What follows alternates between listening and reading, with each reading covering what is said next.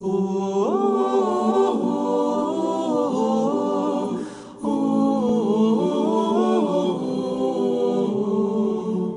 meus irmãos, a graça e a paz sejam com vocês. Nós estamos começando mais uma série de estudos bíblicos. Eu espero que você tenha gostado dos estudos da doutrina da salvação. É lógico que esses estudos eles não têm competência para substituir os nossos encontros presenciais, porque afinal de contas vai ser só um monólogo, né? Eu é que vou falar. E lá nos nossos encontros presenciais você coloca as suas impressões, você coloca a sua palavra, além da sua presença, que é muito importante também. E você contribui para o enriquecimento do diálogo teológico e dos nossos estudos. Nós vamos começar sobre o profeta Abacuque, uma mensagem para hoje, para os dias de hoje.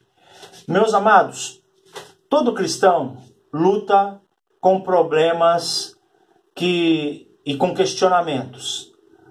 Esses questionamentos eles são comuns a nós. Por exemplo, eu quero citar pelo menos dois aqui. Por que Deus não responde às minhas orações às vezes? Nem todas as minhas orações são respondidas. Em segundo lugar, por que Deus permite que o mal prospere enquanto os justos sofrem?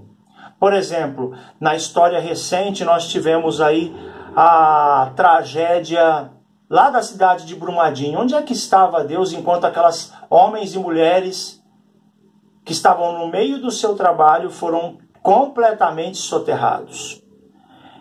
Onde que está Deus no meio das epidemias e das pandemias, onde as pessoas morrem sufocadas, sem ar, sem lugar? Onde é que está Deus no meio da tragédia?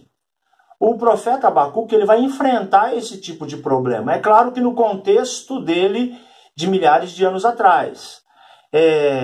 E ele vai trazer essa mensagem. O livro de Abacuque é um pequeno livro entre os 12 profetas menores. Ele está entre o Naum e o Sofonias. Ele vai começar com os questionamentos, com as perguntas, eu vou dizer até com as reclamações, porque filho reclama também, né? Filho, às vezes, reclama. Mas a grande beleza da estrutura desse livro, que não fica só no questionamento.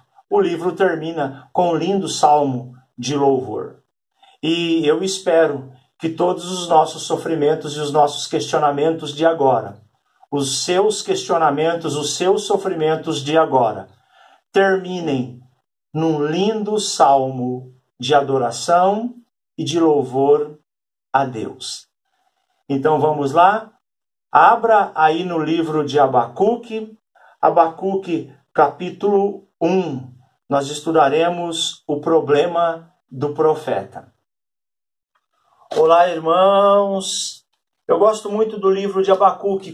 Nós terminamos a primeira sessão, aquela breve introdução, ele começa com os lamentos, com seus questionamentos, e vai terminar com o salmo de louvor. Isso tem que ficar muito claro quando eu leio o Abacuque, eu entendendo essa estrutura tripartida, lamentos e salmos, eu entendo muito bem o livro. O livro de Abacuque, eu queria dizer outra coisa, ele é incomum.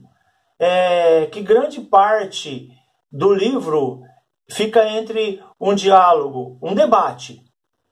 Não que seja errado debater ou conversar com Deus, entre um debate entre Deus e o profeta.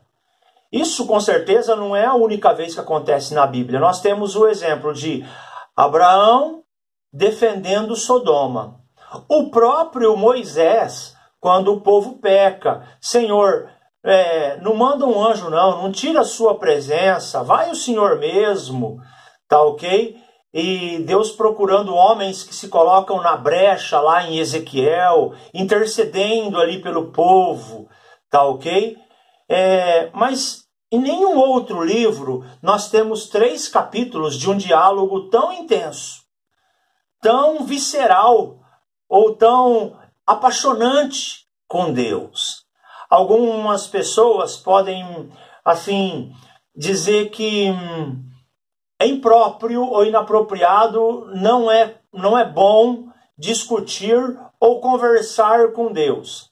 Mas a questão toda de Abacuque discutindo ou conversando com Deus faz parte, talvez, da sua adoração, da sua intimidade com Deus.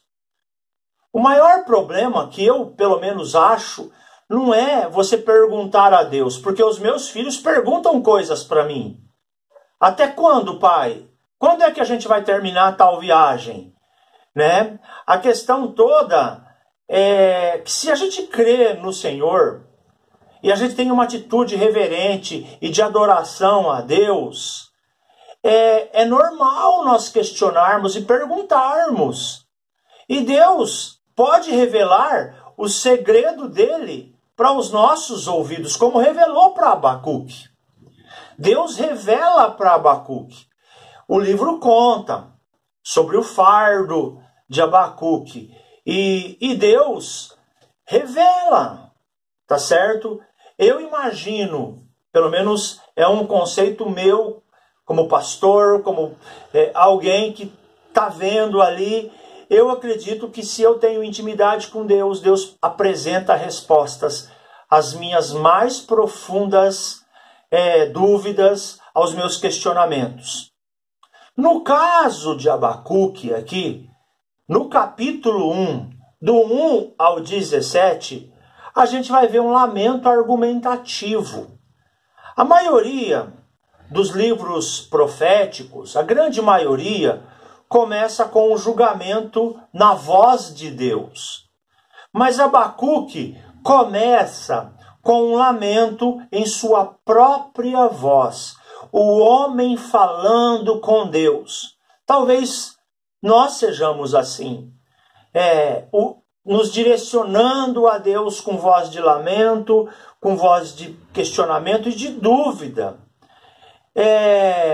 Algumas versões começam o versículo 1 dizendo: o fardo revelado, a sentença revelada ao profeta Abacuque, o oráculo que o profeta Abacuque viu. Aí ele vai ler do 1 ao 17. O que Abacuque vê do 1 ao 4? Versículo 2. Até quando, Senhor, clamarei eu e tu não me escutarás? Gritar-te-ei violência e não salvarás? Por que me mostras a iniquidade, me fazes ver a opressão? Pois a destruição e a violência estão diante de mim. Há contendas e o litígio se suscita. Por esta causa, a lei se afrouxa e a justiça nunca se manifesta. Porque o perverso cerca o justo. A justiça é torcida. Eu vejo aqui um homem começando a conversa, né? 600 anos antes de Cristo, no tempo de um rei chamado Jeoaquim, um tempo de violência, um tempo que a justiça não partia do próprio povo de Deus, o próprio povo de Deus era corrompido e corrompível. É uma nação pervertida. Não que a justiça se afrouxa por si só. Eu gosto muito de uma música do João Alexandre, aliás, é um fenômeno, eu gosto demais. Onde andará a justiça outrora perdida? A justiça, ela é justa. A questão é quem pratica a justiça. Juízes iníquos. Cristãos que deveriam julgar com justiça, julgam com seu próprio ventre, com seus próprios interesses. Jeremias lamenta também isso, né? Onde o povo de Deus trata a ferida descuidadamente, onde o povo não vive em paz, trata com parcialidade. Por essa causa a lei se afrouxa, o perverso cerca o justo e a justiça é distorcida, é borrada.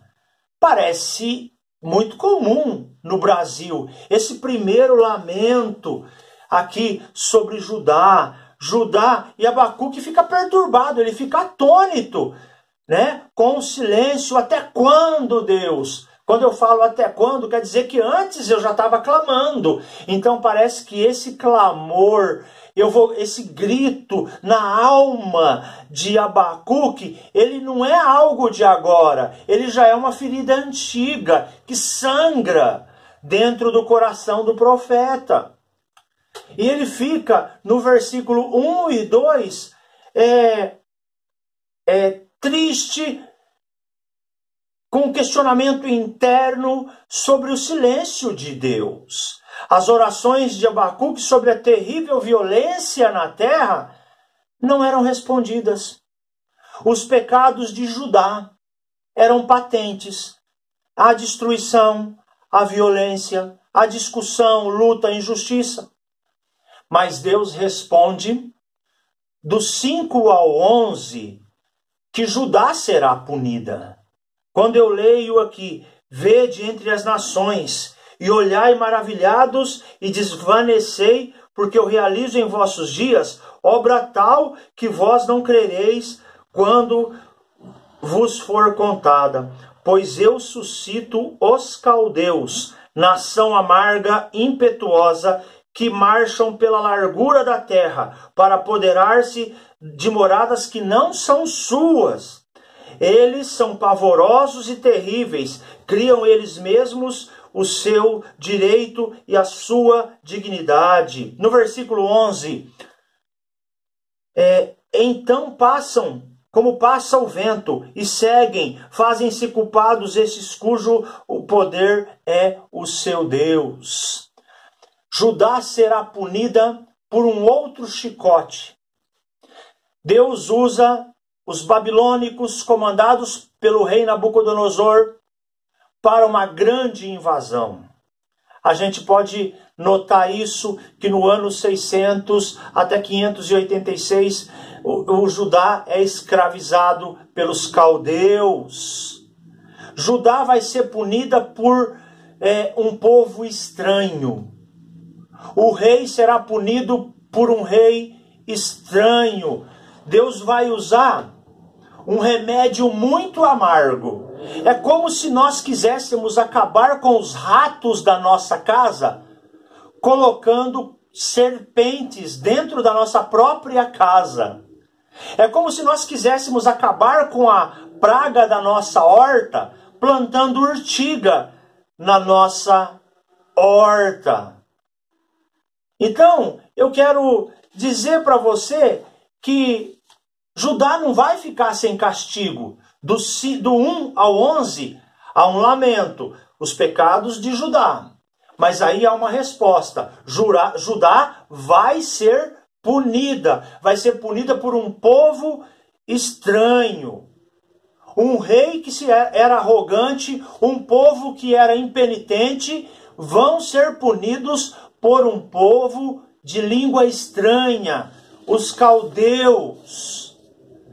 Você está vendo que esse livro, ele é sui generis, ele é diferente, ele tem algo a nos acrescentar. Será que nós não estamos sendo punidos pelo próprio Satanás por pecados que nós mesmos cometemos? Será que nós não vigiamos? Será que nós não temos vigiado e praticado coisas que permitem e que nós legalizamos Satanás agir na nossa vida? É claro que Deus permite. Será que você, meu amigo, não está sofrendo porque você cometeu pecados e esses pecados estão batendo na tua porta por permissão de Deus? Eu não acredito que o livro seja uma controvérsia, mas eu acredito que seja um livro justo, sabe? Muito justo.